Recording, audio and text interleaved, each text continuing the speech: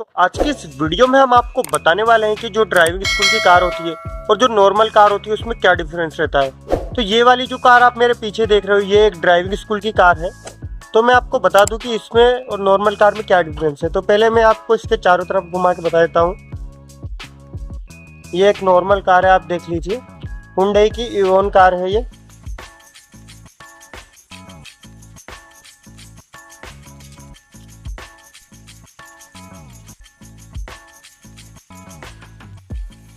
तो इस कार में बाहर से कोई डिफरेंस नहीं होता है, इस कार में अंदर से डिफरेंस होता है।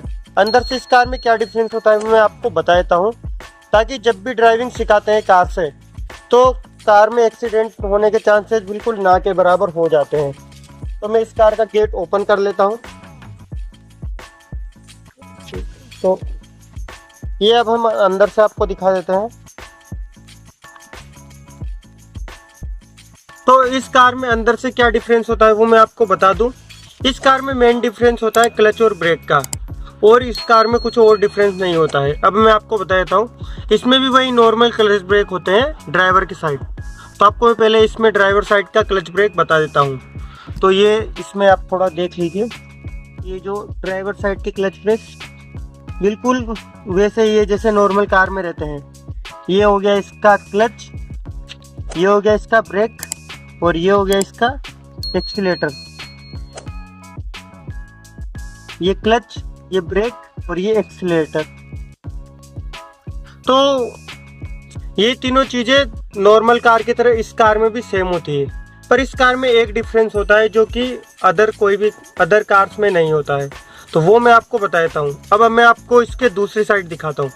एक साइड तो मैंने आपको दिखा दिया, अब मैं आपको दूसरी साइड लेके चलता हूँ। तो अभी हम ये कार से उतर जाते हैं, उतर के इसका गेट लगा देते हैं। ये मैंने यहाँ से गेट लगा दिया, और अब हम आपको इस कार के दूसरी साइड लेके चलते हैं।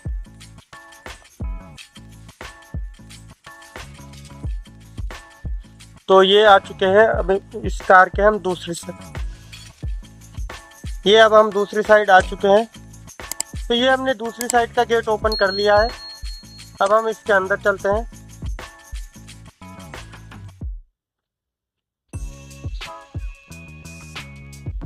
तो ये अब हम दूसरी साइड आ चुके हैं। अब दूसरी साइड हम आपको दिखाई दें क्या डिफरेंस रहता है। तो देखिए आप इसमें दूसरी साइड देखिए, ये दूसरी साइड में आपको बता दूं, तो थोड़ा दिख नहीं रहा होगा आपको। हाँ, तो मैं ये बता देता हूँ आपको। दूसरी साइड में इसमें ये डिफरेंस रहता है। तो आपको दिख गया होगा, ये इसमें यहाँ पर ये एक लीवर दिख रहा होगा आपको। ये इसमें एक्स्ट्रा क्लच ब्रेक होता है, देख लीजिए, आपको इसमें दिखाई दे रहा होगा। ये इसमें जो दो लीवर हो, ये extra clutch brake driving school car में होती है, और ये वहां से कनेक्टेड रहता है। अब ये तो ये कनेक्ट किस तरीके से रहता है ये भी मैं आपको बताऊंगा। तो सबसे पहले अगर आपने सब्सक्राइब नहीं किया तो सब्सक्राइब कर दीजिए और वीडियो को लाइक कर दीजिए। तो मैं आपको बता देता हूँ, ये अंदर से कनेक्टेड नहीं रहता है, ये बाहर से कनेक्टेड रहता है। मतलब जैसे मैं आपको बताऊँ, ये जो क्लच ब्रेक इसमें लगे हुए हैं, ये वाले जो क्लच ब्रेक लगे हैं इसमें 3 पेडल, ये यहाँ से इसमें कनेक्टेड होते हैं। ये देखिए आप, ये यहाँ से इसका कनेक्शन होता है, और मैं आपको बता दूं ये यहाँ तक ये कनेक्शन उधर जाते हुए यहाँ से कनेक्टेड रहता है। और ये लगाना इसलिए ज़रूरी रहता है क्योंकि अगर ये चीज़ नहीं होती है तो एक्सीडेंट होने का चांस रहता है। तो इसके क्लच ब्रेक एक बार फिर से दिखा देता हूँ। तो ये देख लीजिए, इसमें डबल क्लच ब्रेक किस तरीके से होते हैं। तो ये देख लीजिए, ये ड्राइवर साइड के क्लच ब्रेक, और ये दूसरी साइड यहाँ कनेक्टेड होते हुए ये दूसरी साइड के क्लच और ब्रेक। ये इसमें ब्रेक है और ये क्लच है। तो ये देख लीजिए, आप एक बार अच्छी तरीके से देख लीजिए, सारी चीज़ें सेम है, बस यहाँ पर डबल साइड क्लच ब्रेक है। ये और पूरा पीछे से देख लीजिए आप, ये देख लीजिए, इस तरीके से इसमें होता है। अब मैं स्टीयरिंग कंट्रोल के बारे में आपको बताता हूँ कि स्टीयरिंग कंट्रोल किस तरीके से होता है। तो जैसे हम ड्राइवर साइड में नहीं बैठे होते हैं, ड्राइवर साइड में चलाने वाला जो होता है, अब हम यहाँ से स्टीयरिंग को ऐसे कंट्रोल कर लेते हैं। ये कुछ इस तरीके से हम स्टीयरिंग को कंट्रोल करते हैं। हम दूसरी साइड में बैठ के स्टीयरिंग को कंट्रोल कर लेते हैं। और बात रही यहाँ पर गियर की, तो गियर भी हम यहाँ बैठकर इस तरीके से कंट्रोल कर लेते हैं। तो ये देखिए ये गियर कंट्रोल हो गया और यहाँ से ये स्टीयरिंग का कंट्रोल हो गया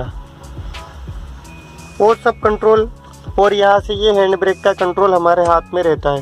ये हैंड ब्रेक ये हमने लगा दिया, ये हटा दिया, ये हैंड ब्रेक लगा दिया। तो हमारे पास स्टीयरिंग, गियर और हैंड ब्रेक तीनों चीज़ों का कंट्रोल होता है। बस हमारे पास जो कंट्रोल नहीं होता वो क्लच और ब्रेक का कंट्रोल होता है। अब आपके मन में एक चीज़ आ रही होगी कि रेस का कंट्रोल क्यों नहीं होता। तो रेस को कंट्रोल इसीलिए हमारे पास नहीं होता है क्योंकि रेस का इसमें कोई मतलब नहीं रहता है। अब मैं आपको बता दूं कि रेस का मतलब क्यों नहीं रहता है। अब आप देख लीजिए, अगर हम यहाँ रेस का कंट्रोल देते हैं तो उसका मतलब इसलिए नहीं रहेगा क्योंकि जब भी जो अदर दूसरे साइड जो ड्राइवर साइड बैठकर गाड़ी चलाता है और वो रेस पर अगर दबाता है पाँव, तो हम यहाँ से क्लच से कंट्रोल करते हैं गाड़ी को। अगर हमारे पास यहाँ से रेस रहेगी तो सिर्फ हम उसको कंट्रोल नहीं कर पाएंगे क्योंकि हमारे पास उसको रोकने का कोई तरीका नहीं रहेगा। जब हम पेडल को दबाते हैं तो रेस बढ़ती है और जब हम क्लच दबा देते हैं पूरा तो गाड़ी बिल्कुल रुक जाती है। तो इसीलिए, और रेस का कंट्रोल इसीलिए भी नहीं दिया जाता है क्योंकि वो बहुत एक्यूरेट रखना पड़ता है। उसमें हल्का सा भी डिफरेंस आने पर रेस बहुत ज़्यादा कम ज़्यादा हो जाती है।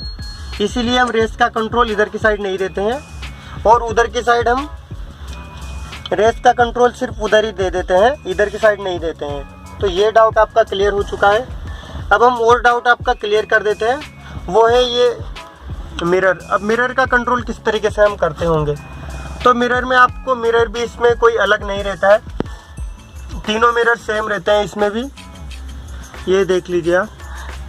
बस इसमें डिफरेंस हम ये रखते हैं कि जो हमारे ये लेफ़्ट वाला जो रहता है हमारा मिरर, ये लेफ़्ट साइड का ORVM जिसे हम बोलते हैं, इसे हम क्या करते हैं हमारे पीछे देखने के लिए जो रखते हैं, हम हमारी तरह से पीछे देखने के लिए रखते हैं इसको, ताकि हम पूरा इसमें पीछे देख सकें। और जो ड्राइवर साइड का जो ORVM होता है उसे हम वैसे ही रहने देते हैं ताकि उधर से ड्राइवर देख सके क्या गाड़ी आ रही है। तो उसे हम पहले ही बोल देते हैं कि जो भी गाड़ी आ रही है उसका ध्यान रखना। और एक हमारे पास ये पीछे से, अगर ये देख लीजिए, ये जो इसमें, हाँ, ये ORVM से भी हम पीछे देख लेते हैं पीछे ही गाड़ियों को। अगर जो ड्राइवर साइड में जो ये कांच लगा हुआ है उससे अगर ड्राइवर नहीं देखता है जो नया सीख रहा है, तो हम यहाँ ORVM में देखकर भी अंदाज़ा लगा लेते हैं कि गाड़ी कौन सी पीछे आ रही है। तो इस तरीके से गाड़ी को सिखाया जाता है बहुत ही सावधानी से। और ऐसी बात नहीं है, अगर आप ड्राइविंग स्कूल में कार सीखने जाते हो तो आपको पहले दिन से अगर ट्रैफिक में चलवाया जाता है तो कोई रिस्क वाली बात रहती है। ऐसी कोई रिस्क वाली बात नहीं रहती है क्योंकि ड्राइविंग स्कूल की जो कार रहती है उसमें पूरा कंट्रोल ड्राइवर के हाथ में रहता है, जो साइड में बैठा रहता है उसके हाथ में, मतलब कि पूरा कंट्रोल सिखाने वाले के हाथ में रहता है। और जो गाड़ी चला रहा होता है उसके हाथ में कंट्रोल जो भी रहता है वो सारा कंट्रोल एक तरीके से आप मान लीजिए सिखाने वाले के हाथ में होता है। तो इसीलिए कोई रिस्क नहीं रहता है। अब मैं आपको ये लीवर दबा के बता देता हूँ कि किस तरीके से ये काम करते हैं। तो ये देखिए, सबसे पहले मैं ये ब्रेक का लीवर दबाता हूँ। तो यहाँ से मैं ब्रेक का लीवर दबाऊँगा तो आप दोनों साइड देखिएगा, देखिए ये उधर से ब्रेक का लीवर दबेगा। अभी यहाँ से मैं क्लच का लीवर दबाता हूँ तो ये देखिए ये उधर की साइड का क्लच ये क्लच भी दब रहा है, क्लच और ब्रेक। नॉर्मली गाड़ी क्लच और ब्रेक से ही कंट्रोल हो जाती है। और ये इधर स्टीयरिंग, ये हो गया, मैं बता दूं आपको, ये हो गया हमारा ब्रेक, ये हो गया हमारा क्लच कंट्रोल यहाँ से, ये हमारा यहाँ से ये स्टीयरिंग कंट्रोल हो गया, ये हमारा यहाँ से गियर कंट्रोल हो गया और यहाँ से ये हमारा हैंड ब्रेक कंट्रोल हो गया।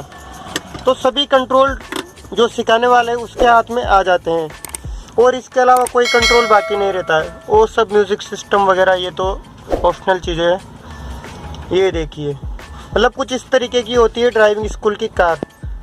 आपने अंदर से नहीं देखी होगी तो आज मैंने आपको बता दी।